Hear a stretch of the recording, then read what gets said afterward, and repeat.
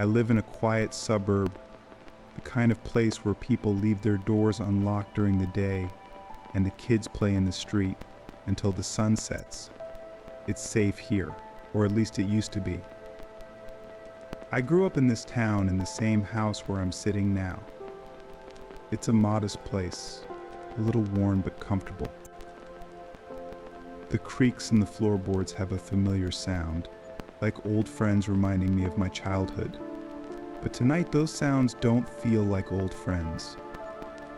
They feel like something else. I wasn't supposed to be alone tonight.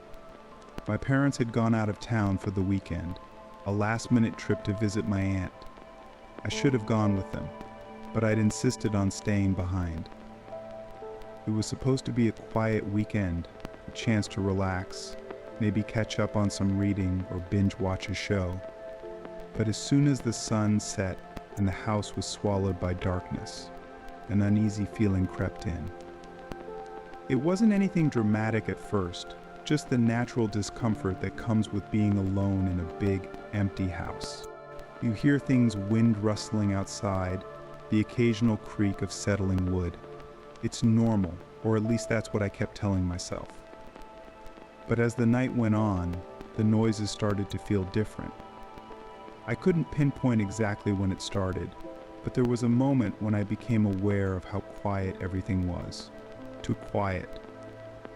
The kind of silence that makes your ears strain for sound, even though you're not sure you want to hear anything. I tried to shake it off, convincing myself that I was being paranoid. It's just your imagination, I told myself. I grabbed my phone and mindlessly scrolled through social media, hoping the distraction would help. It didn't. That creeping unease stayed with me, gnawing at the back of my mind like a persistent whisper. I noticed it then, the subtle shift in the air, like the house itself was holding its breath. I thought maybe it was the wind or a draft coming from one of the windows, but when I checked, everything was sealed tight. The house seemed to groan more than usual that night. I brushed it off as nothing, as I always had before. Houses make sounds. I'd grown up hearing them. But this time they didn't fade into the background. Every creak seemed amplified, as if the walls were shifting, as if someone was moving through the house.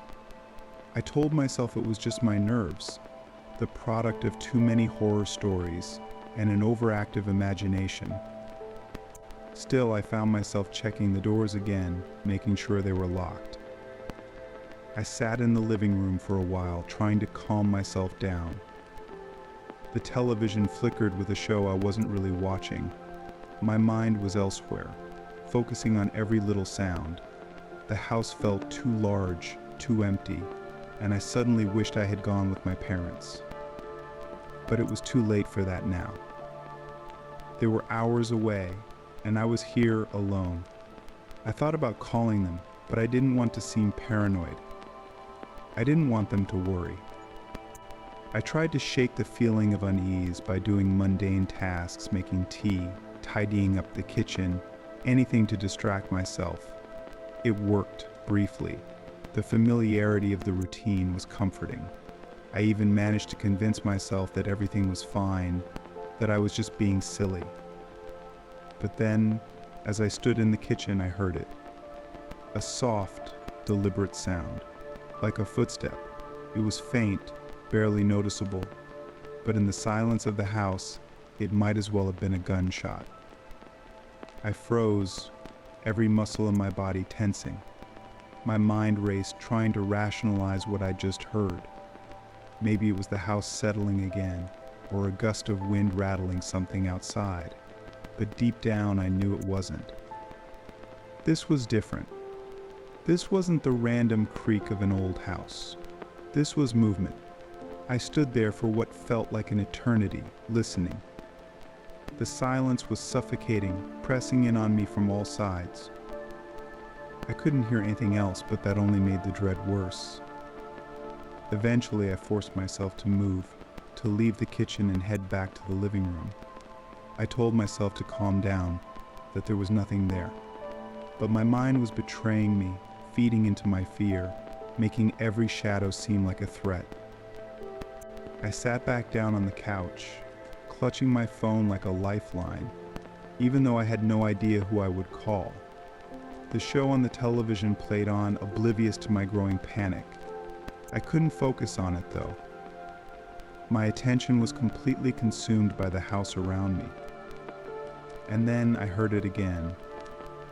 Another footstep. This time closer. My heart pounded in my chest, the sound echoing in my ears. I tried to rationalize it again, tried to convince myself that I was imagining things, but the sound had been too clear, too deliberate. Someone was in the house. I knew it, but I didn't want to believe it. I stood up slowly, my legs shaky beneath me. I glanced around the room, my eyes darting to the windows and the door. Everything was locked. No one could have gotten in. But the sound, it was unmistakable. Someone was moving in the house. I swallowed hard, my mouth dry, and took a hesitant step toward the hallway. I told myself I needed to check. I needed to be sure. The hallway was dark, the only light coming from the glow of the television behind me. I stood at the edge of it, staring down the long stretch of shadowed space, and listened. Nothing. The silence pressed down on me again, thick and oppressive. My hand shook as I reached for the light switch. When the light flickered on, the hallway looked the same as it always had, empty, harmless. But the feeling didn't go away. I stood there for a moment, my hand still on the switch, debating whether or not to go down the hall. Part of me wanted to retreat back to the living room, to pretend I hadn't heard anything, but I couldn't shake the feeling that if I didn't check, I'd regret it. I took a deep breath and forced myself to take a step forward. The hallway felt longer than it should have, each step taking more effort than the last. I checked the doors as I went, peeking into each room. Everything looked normal. My parents' room, my own bedroom, the bathroom. Nothing out of place. But that feeling of being watched, of being followed, wouldn't leave me. I made it to the end of the hall and stopped in front of the attic door. It was closed, as it always was. We never used the attic much, just a storage space for old boxes and forgotten junk. I stared at the door for a long moment, my heart racing in my chest. There was no reason to think anything was up there, but that nagging fear wouldn't let go. I reached up and pulled the string that lowered the attic ladder. The creak of the old wood echoed through the house, and I flinched at the sound. The ladder unfolded with a groan, and I stared up into the darkness of the attic. I couldn't see anything from where I stood, but the air felt heavier, colder. I told myself I was being ridiculous. There was no reason to think anyone was up there, but still I couldn't shake the feeling. Slowly I climbed the ladder, each step creaking beneath me. When I reached the top, I hesitated, my hand gripping the edge of the opening. The attic was pitch black, the only light coming from the faint glow of the hallway below. I fumbled for the light switch and flicked it on. The dim bulb overhead flickered to life, casting weak shadows across the room. It looked the same as always, piles of old boxes, forgotten furniture, dust-covered memories. Nothing out of the ordinary. But that didn't ease the tension in my chest. I stepped into the attic, my heart pounding in my ears. I scanned the room, looking for anything out of place. But there was nothing, just silence and stillness. I let out a breath I hadn't realized I'd been holding and shook my head. I was being paranoid, there was no one here. But as I turned to leave, I heard it again. A soft, deliberate footstep. Not from the attic this time, but from the hallway below. My blood ran cold. Someone was in the house. I didn't know how, I didn't know why, but I knew it with a certainty that made my stomach churn. I hurried down the ladder, my hands shaking so badly I almost lost my grip. When I reached the bottom, I froze, listening. The house was silent again, but I knew it wouldn't last. I crept down the hall, my footsteps as quiet as I could make them. The living room was just ahead, the glow of the television casting faint light into the darkness. I reached the end of the hallway and stopped, peeking around the corner. There, standing in the middle of the living room, was a figure. A man. He was tall, his back turned to me, his posture unnaturally stiff. My breath caught in my throat, and I backed up slowly, praying he wouldn't turn around. I needed to get out. I needed to run. But then, as if sensing my presence, the figure shifted. Slowly, too slowly, he turned toward me. And when he did, I saw his face, or what was left of it. His skin was pale, stretched tight over his bones, as if it had been drained of life long ago. His eyes, no, they weren't eyes at all, just dark, empty sockets stared straight at me. The skin around his mouth was cracked and dry, pulled back into a grotesque grin that exposed jagged teeth, like he was mocking me, reveling in my terror. For a moment I couldn't move. My body was frozen, trapped in a horrifying limbo between disbelief and sheer panic. This man was not human. He couldn't be. And yet he was standing right there, in the middle of my living room, as if he belonged. I don't know how I found the strength, but somehow I willed myself to move. Slowly, carefully, I backed away from the living room, trying to stay as silent as possible. My heart hammered in my chest, and my breath came in short, shallow gasps, but I couldn't let myself panic. Not yet. I needed to think, to find a way out of this. As I stepped back into the hallway, I heard it again, that sound. That deliberate, careful step. Only this time it wasn't coming from the figure in the living room. It was coming from behind me. I froze, every instinct screaming at me not to turn around, but I had to know. Slowly, I turned my head, glancing over my shoulder, and there, standing at the end of the hallway, was another figure. This one was smaller, hunched over, its head tilted at an unnatural angle, as if its neck had been broken. Its skin was the same sickly, pale color as the first figure, its eyes the same hollow voids. But this one was closer. Close enough that I could hear the faint, ragged sound of its breathing, like it was struggling to take in air. I was trapped. The man in the living room was still there, standing motionless in the corner of my vision, and this new figure was blocking my only exit. Panic surged through me, threatening to overwhelm my senses. My mind raced, desperate for a solution, but there was nowhere to go, nowhere to hide. The figure at the end of the hall took a step toward me, slow and deliberate, and then another. I backed away, stumbling into the wall behind me. My pulse was a deafening roar in my ears, and I could barely hear anything over the sound of my own terror. In the corner of my vision, the figure in the living room began to move. His steps were slow, measured, like he had all the time in the world. He was closing the distance between us, his empty gaze fixed on me. I couldn't stay here. I couldn't let them reach me. With every ounce of strength I had left, I bolted. I ran down the hallway, my feet slamming against the hardwood floor, the adrenaline giving me a brief burst of speed. I didn't know where I was going, but my body moved on instinct, driven by pure survival. I reached the stairs and took them two at a time, my legs trembling beneath me. The second floor was darker, the only light coming from a small window at the end of the hall. I didn't care where I was going. I just needed to put as much distance between myself and them as possible. I darted into my bedroom and slammed the door behind me, my hands shaking so badly I could barely lock it. For a moment I stood there, my back pressed against the door, trying to catch my breath. My mind was racing, my thoughts a chaotic blur. but I knew I couldn't stay here. It wouldn't stop them. They were already in the house. A locked door wouldn't keep them out. I backed away from the door, glancing around the room for something, anything, that I could use to defend myself.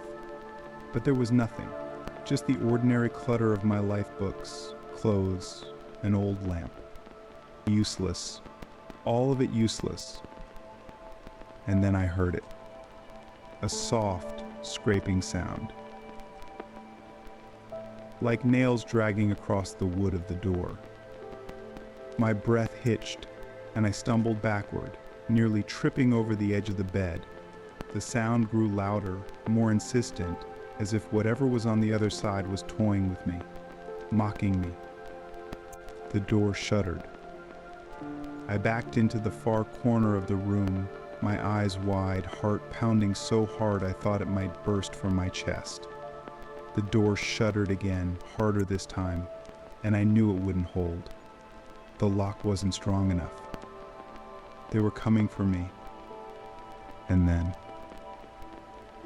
silence. For a long, agonizing moment, nothing happened. The door remained still, the room eerily quiet. I held my breath, waiting, expecting the worst. But there was only silence. I didn't move. I couldn't. Every muscle in my body was locked in place, frozen in fear. I stared at the door, waiting for it to burst open, for them to come crashing through. But they didn't. And then I heard it. A voice. It wasn't a normal voice, though. It was faint, like a whisper carried on the wind, but distorted, broken. It was calling my name. Not from the other side of the door, but from somewhere deep inside the house. Somewhere below me. I couldn't breathe. I couldn't think. All I knew was that I had to get out of the house. I couldn't stay here any longer. I moved toward the window, my body trembling. I fumbled with the latch, my hands slick with sweat, and shoved the window open. The cold night air hit me like a shock, but I welcomed it. I climbed onto the windowsill, glancing down at the yard below. It was a long drop, but I didn't care. I had to get out. I had to. The door slammed open behind me. I turned, my heart leaping into my throat, and saw them both figures, standing in the doorway, their eyes fixed on me. The taller one stepped forward, his movements slow, deliberate, as if he was savoring the moment. I didn't wait. I jumped. The fall was harder than I expected. I hit the ground with a painful thud, the air knocked from my lungs. But I didn't stop. I couldn't. I scrambled to my feet and ran, my legs aching, my breath coming in ragged gasps. I didn't stop running until I was far from the house, until the sounds of the night had swallowed the last echoes of my frantic footsteps. Only then did I allow myself to slow down, my body collapsing against the trunk of a tree at the edge of the neighborhood. I looked back toward the house, my chest heaving. The lights were still on, the glow of the living room window faint in the distance.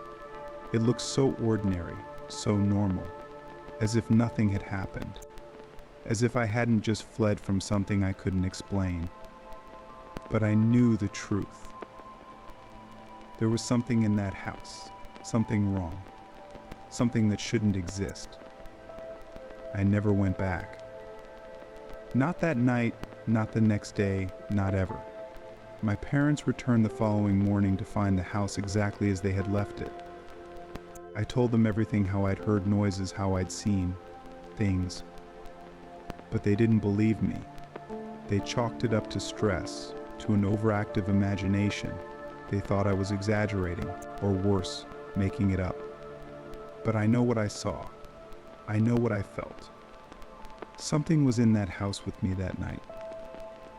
And I still hear it sometimes, in the quiet moments when the world feels too still, the soft sound of footsteps, the faint, broken whisper of my name.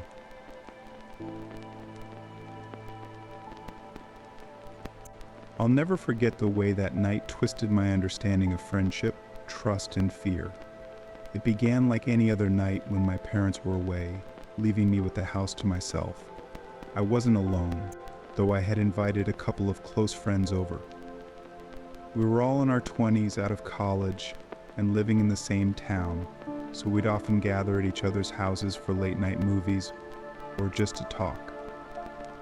This time it was my turn to host, and the familiar faces of my friends, Mike and Sam, were all the company I thought I needed. The house was one of those old, sprawling family homes with too many rooms and creaking floors that seemed to speak in the silence. Growing up, I'd learned to ignore those sounds, chalking them up to the house's age. But that night, every little creak and groan seemed sharper, more intrusive, as if the house was restless.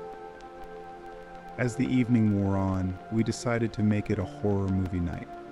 We picked an old classic, something campy enough to make us laugh, but creepy enough to keep us entertained. We were just getting into it when Sam excused himself to go outside for a smoke. I'd barely noticed him go, focused as I was on the movie, but after a while I realized he hadn't come back. I glanced at the clock. 20 minutes had passed. That wasn't like Sam, who usually smoked and then came right back. "Where'd he go?" I muttered, getting up to check. Mike just shrugged, looking equally confused. Maybe he wandered off or something, Mike said, almost too casually. But I thought nothing of it at the time, just figuring Sam might have wanted some fresh air. I opened the back door, calling Sam's name, but only silence replied. The yard stretched into darkness, edged by tall trees that seemed to shiver in the faint wind. I felt a pang of worry but tried to shake it off. We'd all grown up in this town. It wasn't like Sam to get lost or disappear. After a moment I shrugged and went back inside, deciding he'd come back when he was ready. Mike and I waited a while longer, trying to focus on the movie, but the unease began to creep in. It was almost an hour now, and there was still no sign of Sam. That's when things started feeling off. I looked at Mike, noticing for the first time that he seemed strangely calm, even amused. It was as if he was in on some private joke. "Why don't we go look for him?" I asked, trying to mask the nervousness in my voice.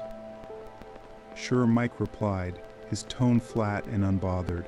He got up and stretched, as if he'd just been waiting for me to suggest it. I grabbed a flashlight, and we stepped out into the dark yard together. The light cut through the blackness, revealing only trees and shadows. I called out again, louder this time, but there was no response. We searched around the yard, my nerves on edge, every shadow seeming more menacing than the last. Mike trailed behind me, almost lazily, which struck me as odd. He'd always been the more protective of the two, someone who took things seriously. But now, he seemed detached, like he was just going through the motions. I began to feel uneasy, not just because Sam was missing, but because of the way Mike was acting. And then I saw something glint in the beam of my flashlight, a small, shiny object on the ground near the edge of the yard. I moved closer, my heart pounding. It was Sam's phone, lying there in the dirt, screen cracked, and with a faint smear of something dark along one edge. I felt my stomach drop. This wasn't right. I looked up at Mike, half expecting him to be just as horrified, but his face was expressionless, cold. And that's when it hit me, a wave of dread so intense it felt like ice water coursing through my veins. I didn't know why, but in that moment, I was certain Mike knew exactly what had happened to Sam. "Mike," I started, unsure of what I was going to say. But before I could finish, he took a step closer, his face shifting into an expression I'd never seen before, a twisted smile that seemed to belong to a stranger, not the friend I'd known for years. "You know," he said, voice low and steady, "I thought you'd catch on sooner." I couldn't move, couldn't think. My mind was racing, trying to piece together the sudden shift from friend to something else entirely. I took a step back, clutching the flashlight like it could somehow protect me.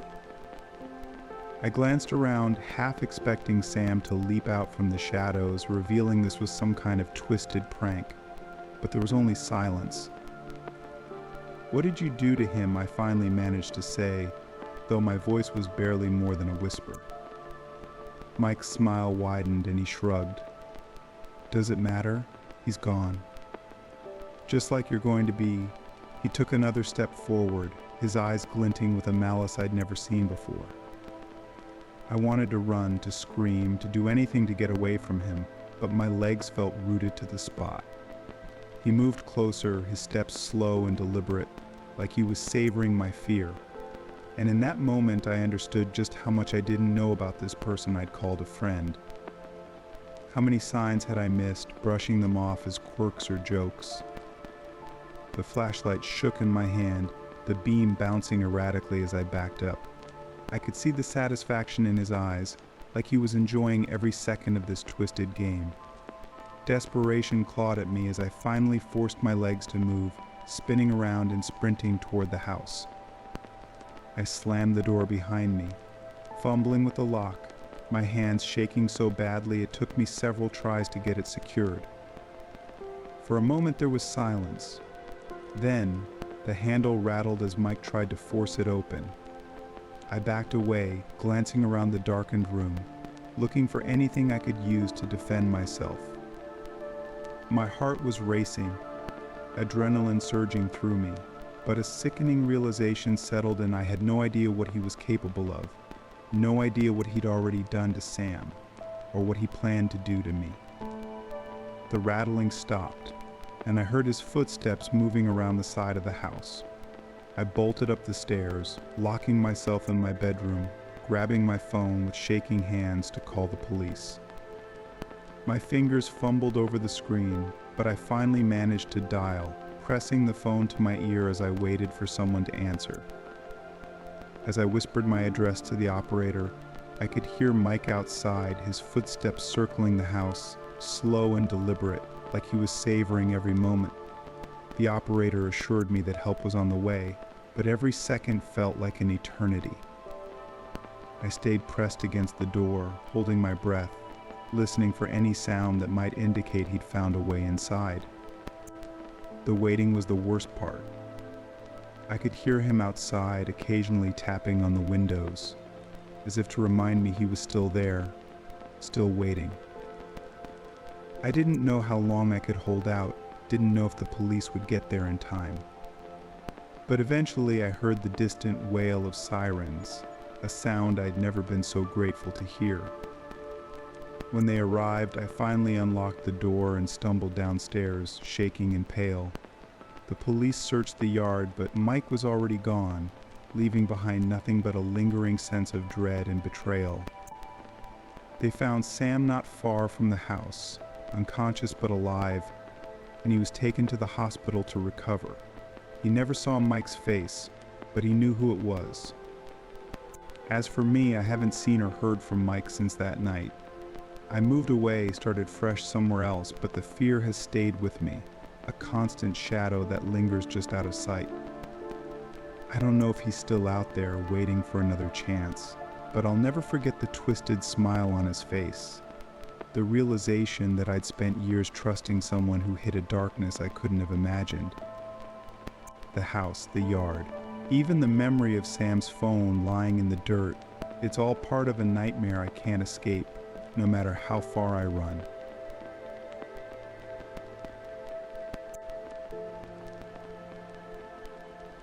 I remember that night with a clarity that still makes my skin crawl. It wasn't just a fleeting memory, it was a living, breathing moment that had rooted itself deep in my mind. I was alone in the house, a place where I'd grown up and should have felt safe. Yet in those hours, it transformed into something unrecognizable, a shadowed, hollow space that seemed to breathe, creak, and groan with a life of its own. It was late fall, and the air had a distinct chill that crept through the old cracks and seams of our century-old house. I'd just returned from a weekend at a friend's place. My parents had taken my younger sister to visit relatives in another state, so I was left in charge of the house. I liked the solitude, or so I thought. The quiet gave me space to think and to catch up on the bits of my life I usually set aside a half-read novel, some unfinished sketches, and the never-ending pile of laundry. The day was mundane, uneventful. I went through my usual routine, slowly unpacking, reheating some leftover pizza, and mindlessly scrolling through my phone. By the time I looked at the clock, it was already close to midnight. The house was silent in a way I wasn't accustomed to, like a vacuum of sound had swallowed the usual creaks and whispers. Every other time I'd been alone, there was always some noise, the hum of the refrigerator, the tick of the wall clock, or the distant whoosh of passing cars. But tonight it was eerily silent. I chalked it up to my imagination. I'd been alone before, and never once had I felt the unease that now seemed to slither into every corner of the room. So I tried to ignore it. I turned off the lights, locked the doors, and went upstairs to my room, convincing myself that sleep would come easily. But sleep didn't come. I lay in bed, staring at the ceiling, listening intently to the silence. It was the kind of silence that weighed heavy, like it was watching me, waiting for something. I tried to shake the feeling, but it only grew stronger. My heart began to race, beating louder than seemed possible, as if it were straining to escape my chest.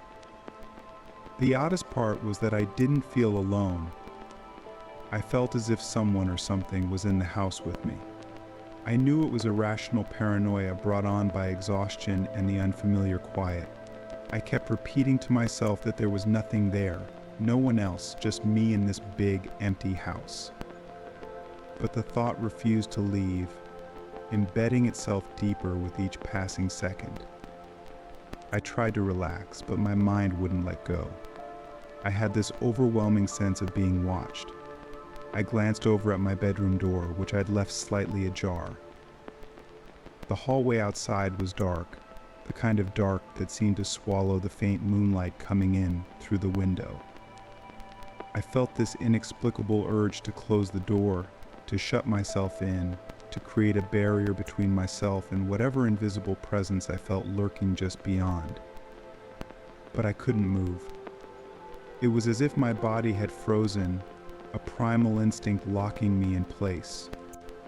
All I could do was stare at that small sliver of darkness through the doorway, watching and waiting. And then I heard a sound so faint, I almost thought I'd imagined it. It was a soft, slow creak, like a footstep on an old wooden floor. My body tensed, every muscle bracing as I listened. There it was again, the sound unmistakable this time, coming from downstairs. Rationality had no place in that moment. I knew I was supposed to think logically, to reassure myself that old houses make noises that wood expands and contracts. But those explanations felt hollow and useless against the icy fear tightening around me. I stayed perfectly still, listening as the creaking continued, each step closer than the last. My mind raced through every possibility. Had someone broken in? I hadn't heard any windows shatter or doors open, but perhaps they'd found a way in. Or maybe I'd forgotten to lock something, anything. The footsteps stopped, and the silence returned, heavier than before. I found myself gripping the edges of my blanket, as if it could somehow protect me. The silence stretched, pulling time taut until I felt like I'd been lying there for hours. I knew I had to do something. I couldn't just lie there, waiting for the unknown to come for me. I considered my options, calling someone, running, hiding. But each one felt useless, like a futile attempt against something I couldn't see or understand. With a surge of courage, I decided to get up. I needed to check, to prove to myself that it was all in my head. I swung my legs over the side of the bed and stood, each step echoing in the silence as I moved toward the door. I hesitated at the threshold, peering into the hallway. The darkness felt alive, like it was pressing in on me, urging me to turn back. But I forced myself to keep moving. As I made my way downstairs, the house seemed to close in around me. The walls felt too close, the air too thick. I reached the bottom step and stopped, straining to hear any hint of movement. Nothing. The living room was empty, the kitchen still. I walked through each room, flipping on lights, searching for any sign of an intruder. But there was nothing, no one, just the same empty rooms I'd left earlier. I should have felt relief, but instead the fear only grew. I couldn't shake the feeling that I was missing something, that I wasn't alone. I went back upstairs, leaving the lights on this time, as if they could ward off whatever was lurking in the shadows. I returned to my room, closed the door, and locked it. I got back into bed, pulling the blankets up to my chin, trying to convince myself that everything was fine. But then, the footsteps started again, louder this time, coming from right outside my door. My heart pounded, and I felt a chill run down my spine. The steps stopped, and then there was a soft scratching sound like someone dragging their fingernails against the wood. I couldn't breathe, couldn't move. I just lay there, listening as the scratching continued, slow and deliberate. And then, as suddenly as it had started, the noise stopped. I waited, straining to hear anything, but the silence had returned. I lay there, tense and terrified, until exhaustion finally overtook me. I don't remember falling asleep, but I must have, because the next thing I knew, it was morning. The sunlight streamed through my window, warm and reassuring. I got up, feeling a mix of relief and disbelief. I went downstairs, half expecting to find some sign of the night's events, but there was nothing. No marks, no footprints, nothing to prove that anything had happened at all. I tried to convince myself it was all a dream, that my mind had played tricks on me in the quiet of the night. But even now, I can still hear those footsteps, still feel the weight of that silence pressing down on me. I've been alone in the house many times since then, but it's never felt the same. There's always that lingering sense of unease, that feeling of being watched. And sometimes in the dead of night, I think I hear those footsteps again, slow and deliberate, coming up the stairs.